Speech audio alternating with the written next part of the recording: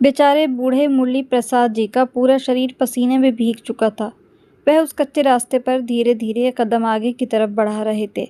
अपनी बेबसी और लाचारी पर उनकी आंखों से आंसू बह रहे थे, लेकिन इस भरी दुनिया में कोई उनसे उनकी इस परेशानी का कारण पूछने वाला नहीं था। वह धीरे धीरे चल ही रहे थे, तभी पीछे से एक गाड़ी आई और उन्हें टक्कर मार दी। वह लड़खड़ाकर ज़मीन पर गिरे और बेहोश हो गए। लेकिन जब उनको होश आया तो उनकी आंखें खुली की खुली रह गईं, क्योंकि कानों में पंखों की साए साए की आवाज़ गूंज रही थी। मुरली प्रसाद जी ने आंखें खोलने की कोशिश की, लेकिन उनको ऐसा लग रहा था मानो किसी ने उनकी आंखों पर दो भारी पत्थर रख दिए हैं। चारों तरफ गहरा सन्नाटा था। अपना शरीर उन्हें ऐसा लग रहा था मानो बेजान हो। फिर उन्हें कानों में जैसे कोई आवाज़ सुनाई दी। बहुत कोशिश के बाद उनकी आंखें धीरे से खुली थीं। उन्होंने खुद को मशीनों में घिरा हुआ पाया और चारों तरफ उनकी नज़र पड़ी तो धीरे धीरे सब समझ आ गया कि वह किसी अस्पताल में हैं। बूढ़ा शरीर होने के कारण से वे बहुत ज़्यादा कमज़ोरी महसूस कर रहे थे। थोड़ी देर बाद किसी ने उनको आकर आवाज़ दी, बाबा उठिए। एक डॉक्टर और एक नर्स खड़े थे। बाबा ने कुछ बोलना चाहा तो डॉक्टर ने कहा, बाबा घबराने की कोई बात नहीं, आप बिल्कुल ठीक हैं, कल तक आपकी छुट्टी भी मिल जाएगी। लेकिन बाबा के दिल में तो एक ही बेचैनी थी, एक ही सवाल था जो उन्हें लगातार परेशान किए जा रहा था। डॉक्टर चले गए। नर्स उनके साइड में रखी टेबल पर कुछ दवाइयाँ रख रही थी। बाबा ने धीरे से पूछा, बेटी मुझे क्या हुआ है? उस नर्स ने प्यार से मुस्कुराते हुए कहा, कुछ नहीं बाबा, बस आपके पैर में हल्की सी चोट है जो कि लगभग 3-4 दिन में बिल्कुल ठीक हो जाएगी। कमज़ोरी होने की वजह से आपको यहाँ रखा गया है, नहीं तो आपको घर भेज दिया जाता। घर का नाम सुनते ही उनकी घर आंखें भर आईं। उन्होंने उस नर्स से धीमी आवाज़ में पूछा, मुझे यहाँ लाया कौन था? नर्स ने फिर से कहा, आपका बेटा ही आपको यहाँ लाया था। ये सुनकर मुरली प्रसाद जी मन ही मन व्यंग से हंसे। तब तक नर्स भी अपना जवाब देकर जा चुकी थी, लेकिन मुरली प्रसाद जी अपनी सोचों में घिर गए थे। वह सोच रहे थे, बेटे ने तो मुझे मरने के लिए छोड़ दिया था, भला वह क्यों मुझे यहाँ लाएगा? वह तो शायद मुझे ज़िंदा ही नहीं देखना चाहता। बेचारी को कुछ गलतफहमी हुई होगी। न जाने कौन नेक बंदा मुझे यहाँ लाया होगा जिसे ये मेरा बेटा समझ बैठे। ये सोचते सोचते उनकी आंखों से आंसू बहते हुए उनके तकिए को भिगोने लगे। मुरली प्रसाद जी अपनी पुरानी यादों में खो गए, जब वे जवान थे और उनका अपना हंसता खेलता परिवार था। क्या कुछ नहीं किया था उन्होंने अपनी औलाद की खातिर? उन्होंने तो कभी कोई गलत काम भी नहीं किया जिसकी आज उन्हें इस तरह सज़ा मिल रही है। मुरली प्रसाद जी अपने गांव की तहसील के पटवारी थे, लेकिन कभी भी उन्होंने किसी के साथ पैसे के लालच में आकर अन्याय नहीं किया था, ना किसी के कहने पर किसी के कागज़ों में फेरबदल किया। उनकी ईमानदारी की पूरे गांव में चर्चा थी। वह अपने माता पिता के लिए श्रवण कुमार ही थे।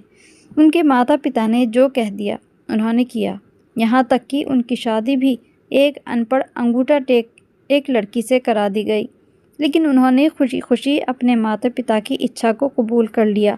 कभी अपनी पत्नी को भी इस बात का एहसास नहीं होने दिया कि वह अनपढ़ है। उनकी पत्नी महेश्वरी भी उनकी बहुत इज्जत करती थी। शादी के 5 साल गुजर चुके थे, लेकिन अब उनके माता पिता तो उनके परिवार में नहीं थे। दोनों की ही मौत हो चुकी थी। पर अब उनके परिवार में उनके 2 बेटे थे। मुरली प्रसाद जी शिक्षा की ताकत को खूब समझते थे। ज़माना बदल रहा था, इसीलिए उन्होंने अपने बच्चों को अच्छे स्कूल में पढ़ाई करवाने की सोची और अपने बच्चों की खातिर गांव छोड़कर शहर में आकर बस गए। गांव में जो उनकी ज़मीन थी वह उन्होंने किराए पर दे दी, जिससे उनके परिवार के खर्चे में कोई रुकावट ना आए। थोड़े दिन बाद शहर में ही उनको कचहरी में काम मिल गया था, लेकिन इस बार वह वहाँ पटवारी न बन सके। शहर में खर्च गांव से बहुत ज़्यादा थे। उन्हें बड़ी मुश्किलों से गुजारा करना पड़ रहा था, पर उन्होंने कभी माथे पर शिकन न आने दी थी। बच्चे बड़े स्कूल में पढ़ने जा रहे थे।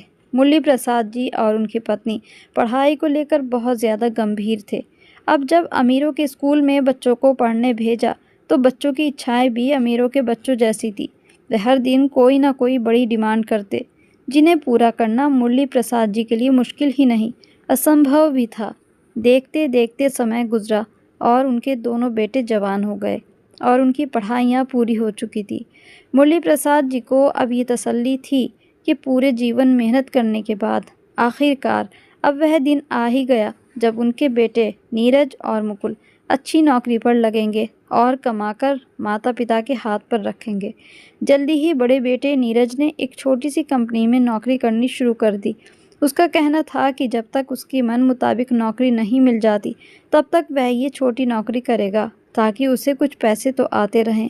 बेटे की इस सोच को देखते हुए मुरली प्रसाद जी को अपने बेटे पर गर्व होता था कि उसे अपने माता पिता और अब परिवार के खर्चे का कितना ख्याल है।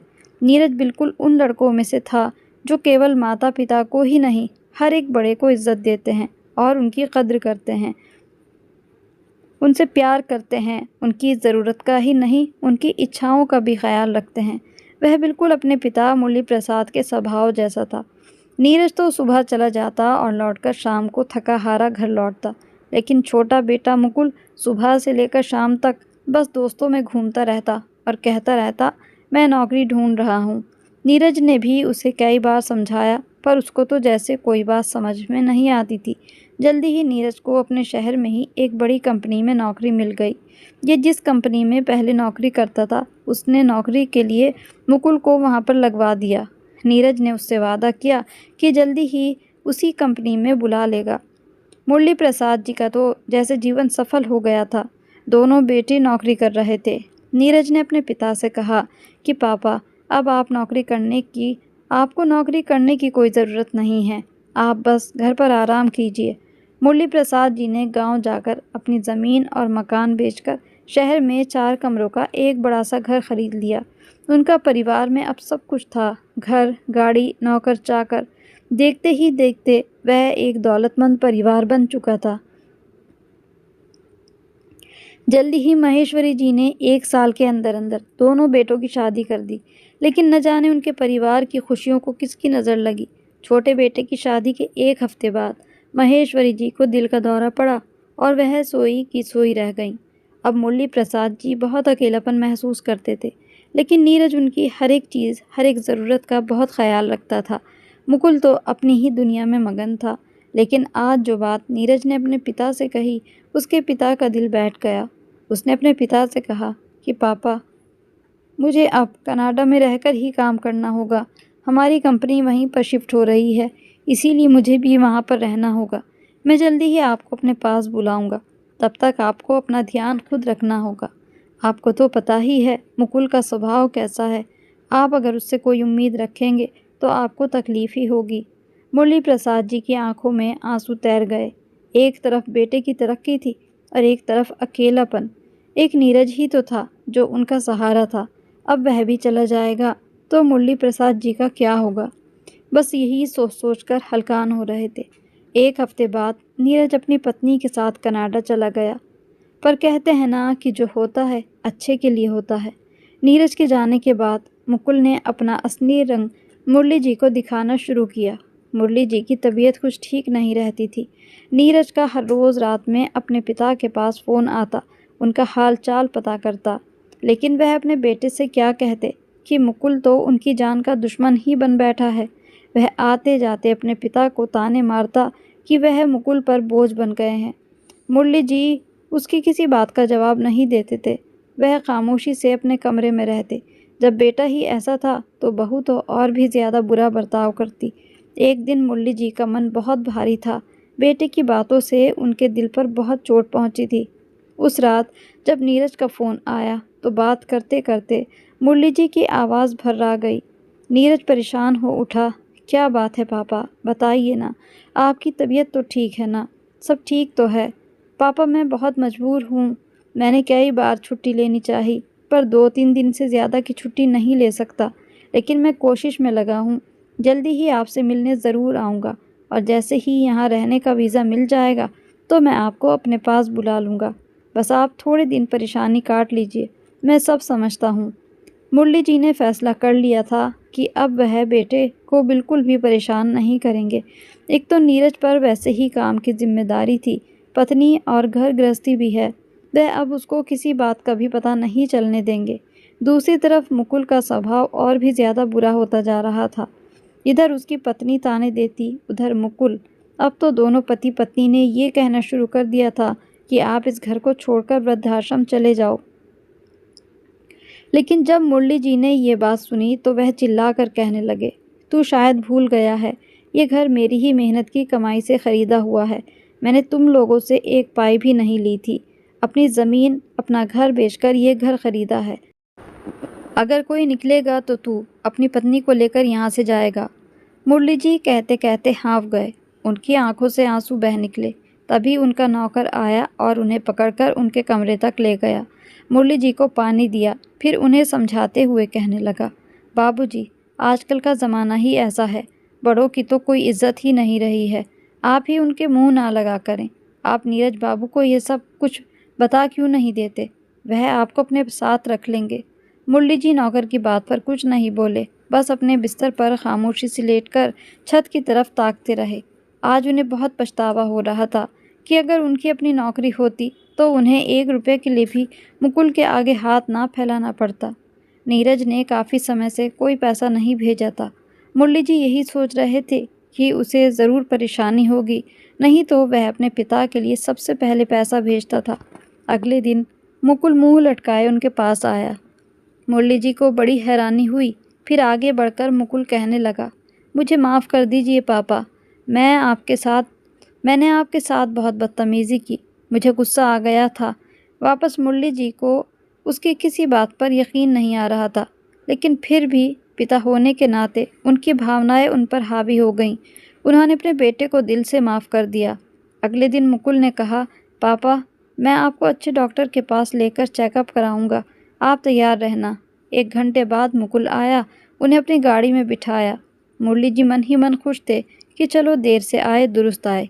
आज उनके बेटे को अपनी गलती का एहसास हो गया। उनके लिए इससे बड़ी खुशी की और कोई बात नहीं थी। मुकुल ने उन्हें गाड़ी में बिठाया और फिर दोनों बाप बेटे निकल पड़े हॉस्पिटल की तरफ।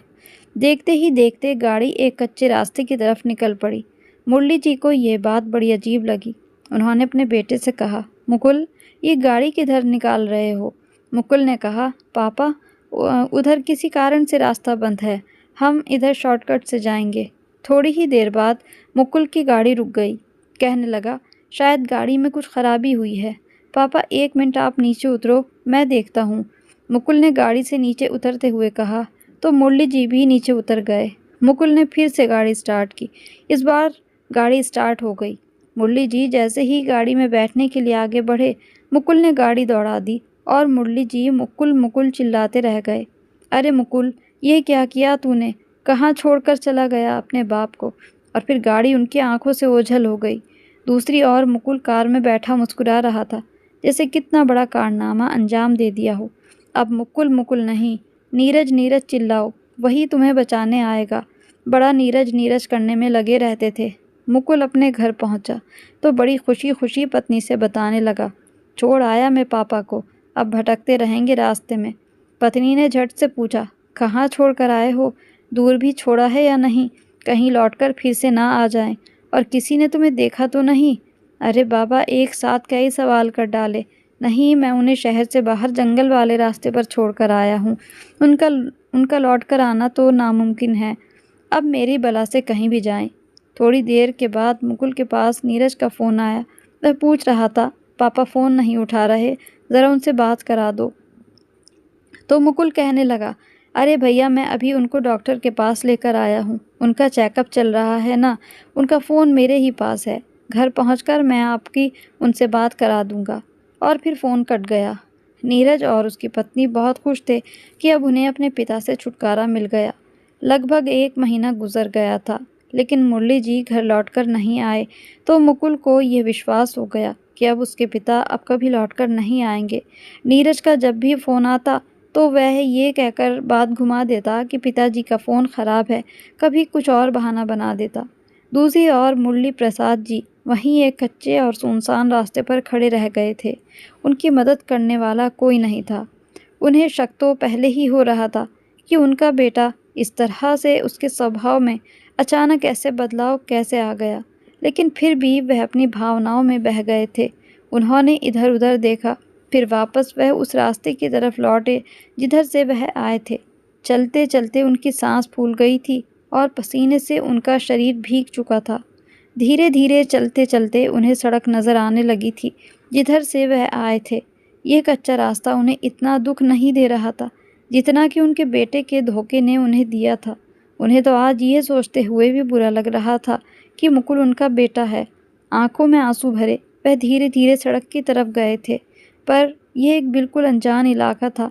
थोड़ा सा आगे बढ़कर एक दो रिक्शा वालों से अपने घर का एड्रेस बताकर उन्हें छोड़ने के लिए बोला, लेकिन कोई वहां जाने के लिए तैयार नहीं था।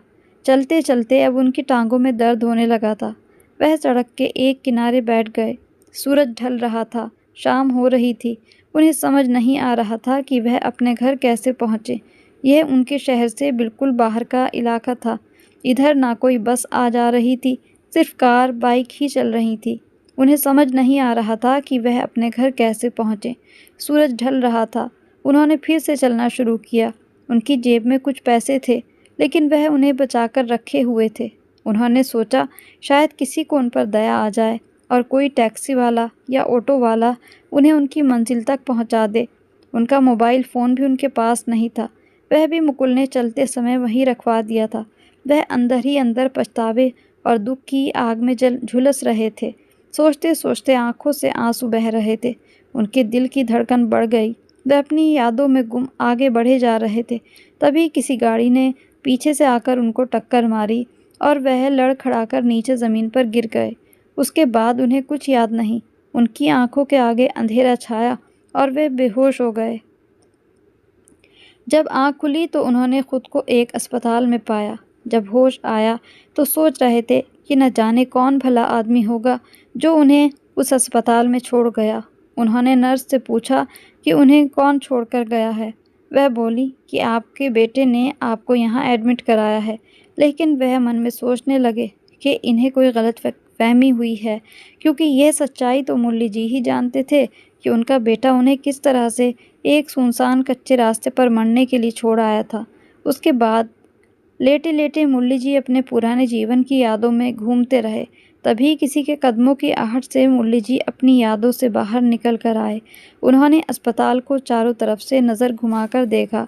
ये एक महंगा हॉस्पिटल लग रहा था।